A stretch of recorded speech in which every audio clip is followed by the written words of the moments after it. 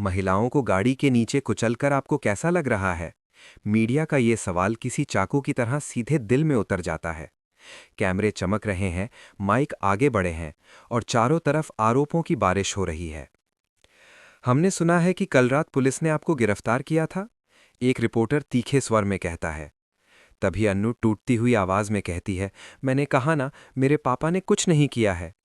लेकिन उसकी एक भी बात किसी के कान तक नहीं पहुंचती। फिर सवाल आता है, मिस्टर आर्यवर्धन, जिस आदमी ने आपकी मां का एक्सीडेंट किया, उस दरिंदे को आप क्या सजा देना चाहेंगे? ये सुनते ही माहौल और भी भारी हो जाता है। आर्यवर्धन की आंखों में दर्द है, लेकिन आवाज में सख्ती। मैं भी चाहता हूं कि जो दोषी है उसे सख्त से सख्त सजा मिले, सख्त से सख्त। बस यही एक लाइन सब कुछ बदल देती है। अब मीडिया और भी भड़क जाता है, भीड़ चिल्लाने लगती है। कैमरों के सामने पुष्पा जी और गोपाल जी को घेर लिया जाता है। कोई कहता है, एक बुजुर्ग औरत को मारकर तुम्हें सुकून मिल गया। कोई इल्जाम लगाता है, तुम लोगों ने इनकी हालत खराब कर दी। सवालों की बौछार में दोनों बुजुर्ग कुछ बोल ही नहीं पाते, जैसे शब्दों ने उनका साथ छोड़ दिया हो। तभी अचानक अन्नू वहां आ जाती है। उसकी आंखों में आंसू हैं, लेकिन आवाज में आग। वो मीडिया वालों को जमकर सुनाती है, हर सवाल का जवाब देती है, हर इल्जाम को पलट देती है। माहौल में सन्नाटा छा जाता है। इसी बीच आर्य की एंट्री होती है। कैमरे तुरंत उसकी तरफ घूम जाते हैं। रिपोर्टर फिर वही सवाल दागते हैं, आपकी मां का एक्सीडेंट इन्हीं लोगों ने किया है, क्या आप चाहते हैं कि इन्हें सजा मिले?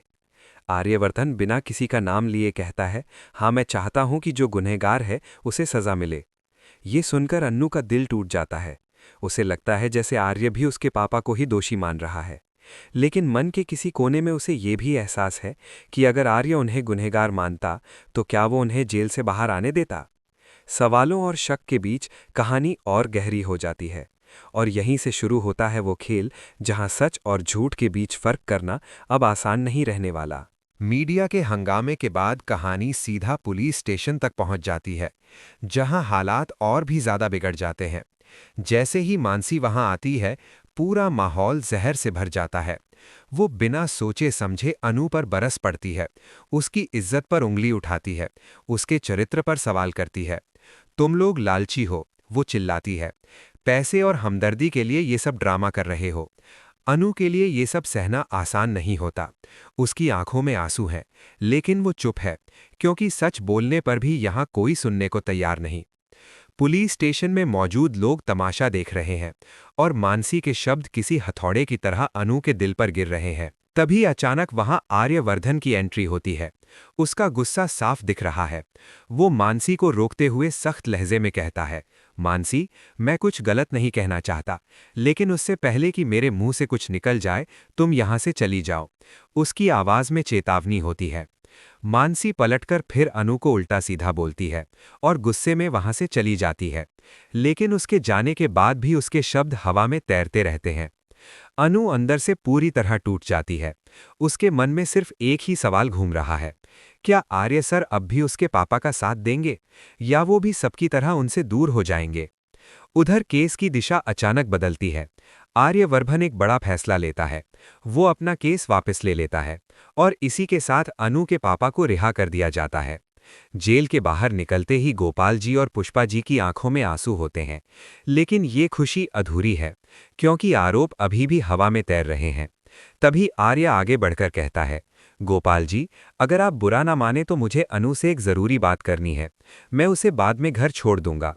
हालात को समझते हुए गोपाल जी और पुष्पा जी झेंपते के साथ वहां से चले जाते हैं, लेकिन अनु वहीं रुक जाती है। खामोश सड़क पर आर्य और अनु आमने सामने खड़े होते हैं।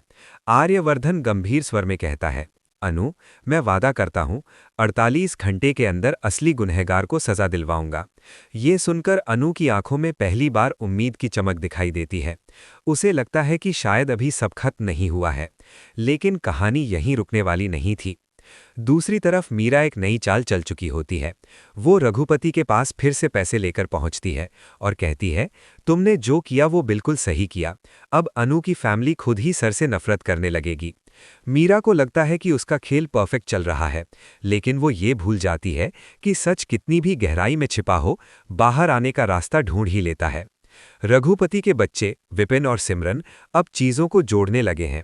उनके मन में शक पनपने लगता है, कहीं ये सब उनके पापा ने ही तो नहीं किया। छोटे छोटे सवाल अब एक बड़ी सच्चाई की तरफ इशारा कर रहे हैं। जैसे जैसे शक गहराता है, मीरा का डर बढ़ने लगता है। उसे अंदेशा होने लगता है कि अगर ये सच आर्यवर्धन तक पहुंच गया तो वो उसे कहीं का नहीं छोड़ेगा। और यही डर कहानी को एक ऐसे मोड़ पर ले जा रहा है जहां आने वाले वक्त में हर नकाब उतरने वाला है और हर साजिश अपने अंजाम तक पहुंचने वाली है। आर्यवर्धन का दिया हुआ 48 घंटे का वादा अब कहानी की सबसे बड़ी धड़कन बन चुका था। एक तरफ अनु के घर में सन्नाटा था, जहां हर कोई राहत तो महसूस कर रहा था, लेकिन डर अभी भी पीछा नहीं छोड़ रहा था।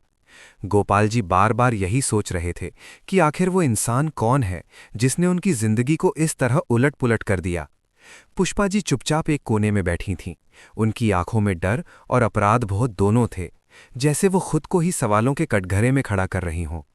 अनु बाहर से मजबूत दिखने की कोशिश कर रही थी, लेकिन अंदर से उसका दिल हर पल कांप रहा था। उसे आर्या पर भरोसा तो था, लेकिन सच सामने आए बिना चैन मिलना नामुमकिन था। उधर आर्यवर्धन पूरी तरह बदल चुका था। मां के एक्सीडेंट ने उसके अंदर कुछ तोड़ दिया था और कुछ जगह भी दिया था। वो अब सिर्फ एक बेटा नहीं, बल्कि इंसाफ की आग में जलता हुआ एक योद्धा बन चुका था। उसने अपने लोगों को हर एंगल से जांच करने का आदेश दे दिया। सीसीटीवी फुटेज, कॉल रिकॉर्ड्स, पैसों का लेन देन, कुछ भी नजरअंदाज नहीं किया जा रहा था। हर धागे को पकड़कर आर्य सच तक पहुंचना चाहता था। उसके दिमाग में एक ही सवाल गूंज रहा था, अगर गोपाल जी दोषी नहीं हैं, तो फिर असली गुनहगार कौन है? इसी बीच विपिन और सिमरन का शक अब यकीन में बदलने लगा था। उन्होंने रघुपति के व्यवहार में आए बदलाव को नोटिस करना शुरू कर दिया था। वो पहले जैसा नहीं रहा था। ना आंखों में वही सच्चाई थी, ना बातों में वही ठहराव। एक रात जब रघुपति किसी से फोन पर बात कर रहा था, तो विपिन ने अनजाने में कुछ शब्द सुन लिए। पैसे मिल गए, अब कोई शक नहीं करेगा। बस यही एक लाइन दोनों बच्चों के लिए काफी थी। सिमरन का दिल जोर जोर से धड़कने लगा। उसे डर लग रहा था कि कहीं उनके पापा सच में किसी बड़े गुनाह में तो शामिल नहीं हैं। दूसरी तरफ मीरा खुद को बहुत सुरक्षित समझ रही थी। उसे लग रहा था कि उसने सब कुछ परफेक्ट प्लान किया है। मीडिया, पुलिस, इल्जाम, सब कुछ अनु की फैमिली के खिलाफ जा चुका था, लेकिन फिर भी उसका मन बेचैन था। हर फोन कॉल पर वो चौंक जाती, हर आहट पर उसे लगता कोई सच के करीब पहुंच गया है। वो बार बार रघुपति को कॉल करती और उसे चुप रहने की हिदायत देती, लेकिन उसे यह एहसास नहीं था कि सच अब उसके अपने घर में ही करवट ले चुका है। इसी दौरान आर्यवर्धन को एक ऐसा सुराग मिलता है जो पूरी कहानी की दिशा बदल देता है। एक पुराना सीसीटीवी फुटेज जिसमें एक्सीडेंट के वक्त की गाड़ी तो साफ नहीं दिखती, लेकिन ड्राइवर के हाथ में पहनी एक खास अंगूठी नजर आती है। आर्य की आंखें ठहर जाती हैं। वो अंगूठी उसने कहीं पहले देखी थी, बहुत करीब से। उसका शक अब एक नाम की तरफ इशारा करने लगता है, और ये नाम सुनते ही अगर सच सामने आया तो कई जिंदगियां बिखर जाएंगी। अब समय तेजी से निकल रहा था। 48 घंटे का वादा पूरा होने वाला था। अनु हर पल घड़ी देख रही थी। दिल में उम्मीद और डर दोनों साथ साथ थे। उधर आर्यवर्धन सच्चाई के बिल्कुल करीब खड़ा था, लेकिन उसे पता था कि अगला कदम बहुत खतरनाक होगा, क्योंकि अगर उसका शक सही निकला तो ये सिर्फ एक एक्सीडेंट नहीं, बल्कि एक सोची समझी साजिश साबित होगी। और उस साजिश का नाम सुनते ही सबके पैरों तले जमीन खिसकने वाली थी। वो 48 घंटे अब खत्म होने वाले थे। हवा में अजीब सी बेचैनी थी, जैसे सच खुद सांस रोककर खड़ा हो। अनु की आंखें बार बार फोन की स्क्रीन पर टिक जातीं। हर कॉल की रिंग उसके दिल की धड़कन बढ़ा देती। गोपाल जी और पुष्पा जी भी चुपचाप बैठे थे। उन्हें लग रहा था कि उनकी पूरी जिंदगी अब इन कुछ घंटों पर टिकी हुई है। तभी अचानक आर्यवर्धन का फोन आता है। उसकी आवाज पहले से कहीं ज्यादा गंभीर होती है। अनु, सच सामने आने वाला है, अब कोई नहीं बचेगा। दूसरी तरफ आर्यवर्धन अपने सबूतों के साथ पुलिस के सामने खड़ा होता है। सीसीटीवी फुटेज, कॉल रिकॉर्ड्स और पैसों के ट्रांजैक्शन एक एक करके खोले जाते हैं। जैसे जैसे सबूत सामने आते हैं, कमरे का माहौल ठंडा पड़ने लगता है। तभी वो पल आता है जब आर्य साफ शब्दों में रघुपति का नाम लेता है। पुलिस रघुपति को हिरासत में लेती है। उसके चेहरे का रंग उड़ चुका होता है और उसके हाथ कांप रहे होते हैं। अब भागने का कोई रास्ता नहीं बचा था। लेकिन असली झटका तो अभी बाकी था। पूछताछ में रघुपति टूट जाता है। वो सच उगल देता है कि ये सब उसने अकेले नहीं किया था। उसके शब्द कमरे में गूंजते हैं, मुझे पैसे दिए गए थे, मीरा ने। ये नाम सुनते ही हर कोई सन्न रह जाता है। मीरा, जो अब तक खुद को सबसे चालाक समझ रही थी, उसी पल बेनकाब हो जाती है। जब पुलिस उसे गिरफ्तार करने पहुंचती है तो उसका घमंड पल भर में डर में बदल जाता है। वो चीखती है, सफाई देती है, लेकिन अब कोई उसकी बात सुनने वाला नहीं होता। आर्यवर्धन जब ये सच सुनता है तो उसकी आंखों में सिर्फ गुस्सा नहीं, बल्कि टूटा हुआ भरोसा भी होता है।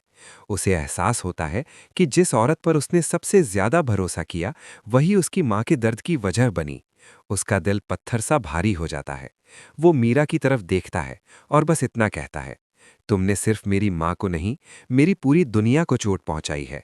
ये शब्द मीरा के लिए किसी सजा से कम नहीं होते। उधर अनु और उसका परिवार आखिरकार बेगुनाह साबित हो जाते हैं। मीडिया, जो कभी सवालों से हमला कर रही थी, अब कैमरों के सामने माफी मांगती है। गोपाल जी की आंखों से आंसू बह निकलते हैं, इस बार दर्द के नहीं, इंसाफ के। पुष्पा जी कांपते हाथों से भगवान का शुक्रिया अदा करती हैं। अनु आर्य की तरफ देखती है, उसकी आंखों में कृतज्ञता और सम्मान साफ झलकता है। कहानी यहाँ खत्म नहीं होती, बल्कि एक नए मोड़ पर पहुंचती है। मीरा सलाखों के पीछे है, दर दर की ठोकरें खाने को मजबूर। रघुपति अपने किए की सजा भुगतने वाला है। और आर्यवर्धन, वो इंसाफ की इस लड़ाई में जीत तो गया, लेकिन मां के बिना उसकी दुनिया अब भी अधूरी है। सवाल बस इतना है, क्या इंसाफ हर दर्द भर सकता है, या कुछ जख्म ऐसे होते हैं जो सजा मिलने के बाद भी हमेशा रह जाते हैं।